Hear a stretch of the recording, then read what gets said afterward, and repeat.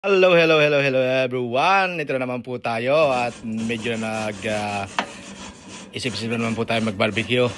At ito nga po, linis muna natin ang ating barbecuehan at ito na nga po at maglalagay na po tayo ng ating charcoal. Ayan na at medyo umapoy-apoy na siya. At malapit na po nating ilagay ang ating lulutuin.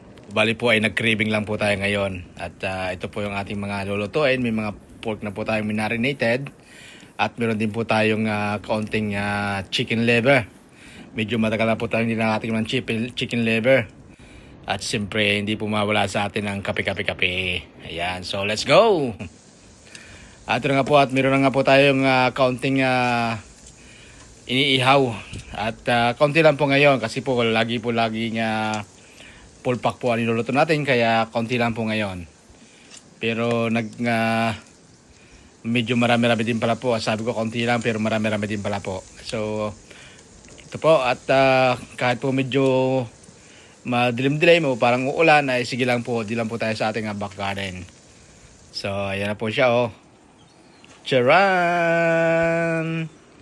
So normally po ay times 2 ang niluluto ko pero ito lang po muna ngayon. At yan na po, medyo maganda-ganda, browning na siya. So sorry po sa aking mga neighbor at gutom kayo ngayon.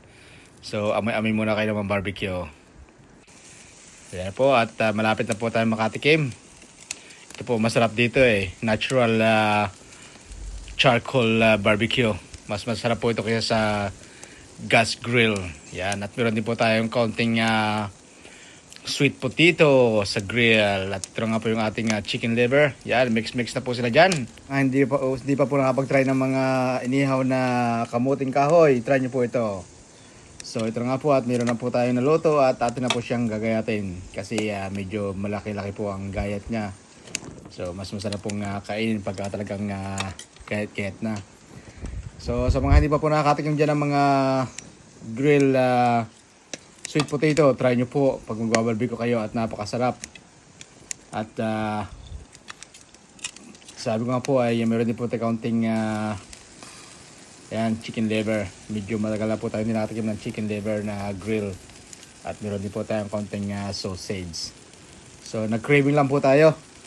Wala po sa plano dito kaya po kung ano lang. At meron din po tayong mga buto-buto na pansama sa barbecue. Yan po ang ating buto-butong sinigang. Po, masarap na po ito mamaya. Siguradong taas po ang paa. At meron din po tayong kamatis na galing sa ating kapitbahay na napakabait. Thank you very much. So meron din po tayong sinaing. Siyempre hindi mawala ang kanin sa Pilipinong panlasang Pinoy. So ayan, ito na po lahat. Ito na. Charan. Thank you very much guys for watching. At ito na siya. Kain na. Thank you.